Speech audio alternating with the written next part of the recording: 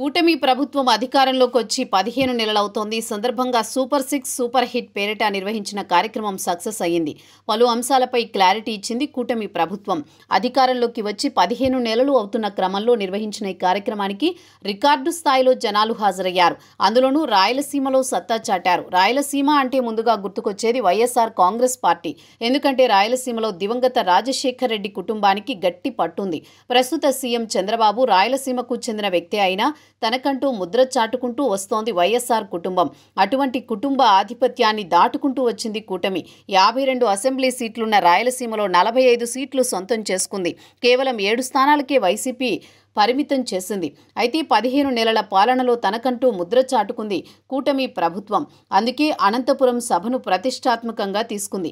అయితే కూటమి ప్రభుత్వ ప్రతికూల అంశాలను అనుకూల అంశాలుగా మార్చుకోవాలని చూసింది వైసీపీ. కానీ దానిని తిప్పికొట్టింది ఏపీ డిప్యూటీ సీఎం జనసేన అధినేత పవన్ కళ్యాణ్.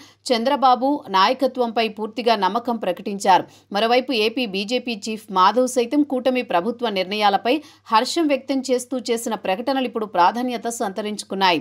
కూటమి ప్రభుత్వం తన మేనిఫెస్టోలో మహిళలకు ఆర్టీసీలో ఉచిత ప్రయాణ పథకం ప్రకటించిన సంగతి తెలిసిందే. ఏపీఎస్ ఆర్టీసీలో 5 రకాల బస్సుల్లో మహిళలకు ఉచిత ప్రయాణం అందుతోంది. ఏపీ వ్యాప్తంగా ఈ పథకంపై సానుకూలత వ్యక్తమవుతోంది.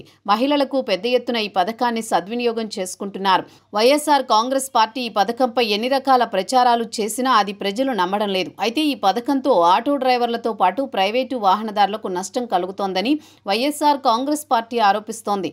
గతంలో ఆటో డ్రైవర్లకు అమలు చేసిన వాహన మిత్ర పథకం గురించి ప్రస్తావిస్తోంది. ఈ నేపథ్యంలో కూటమి ప్రభుత్వంపై రకరకాల ప్రచారం జరుగుతోంది. దానిపై ఫుల్ క్లారిటీ ఇచ్చారు సీఎం చంద్రబాబు. వైఎస్ఆర్ కాంగ్రెస్ పార్టీ హయాంలో వాహన మిత్ర పథకం కింద ప్రతి ఆటో డ్రైవర్ యజమానికి ఏడాదికి 10,000 రూపాయలు ప్రోత్సాహం కింద అందించిన సంగతి తెలిసిందే. అయితే అప్పట్లో ఈ పథకం భిన్న స్పందన వినిపించింది. కానీ ఇప్పుడు ఆర్టీసీలో మహిళలకు ఉచిత ప్రయాణ పథకం అమలు చేస్తుండటంతో ప్రైవేటు వాహనదారులకు ఇబ్బందికర పరిణామంగా మారింది. ఎందుకంటే ఇప్పటి వరకు ప్రైవేటు వాహనాలపై ఆధారపడే మహిళలు ఆర్టీసీలో ఉచిత ప్రయాణం కల్పించడంతో ఎక్కువ మంది అటువైపు మొగ్గు చూపారు. అదే సమయంలో ఆటోలతో పాటు ప్రైవేటు వాహనాలకు ఆదరణ తగ్గింది.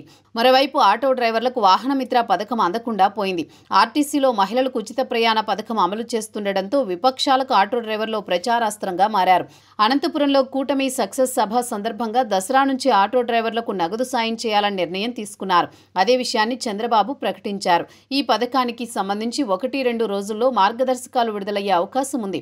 మొత్తానికైతే ఆటో డ్రైవర్లకు ఉపశమనం కలిగిస్తూ కూటమి ప్రభుత్వం కీలక నిర్ణయం తీసుకోవడం విశేషం.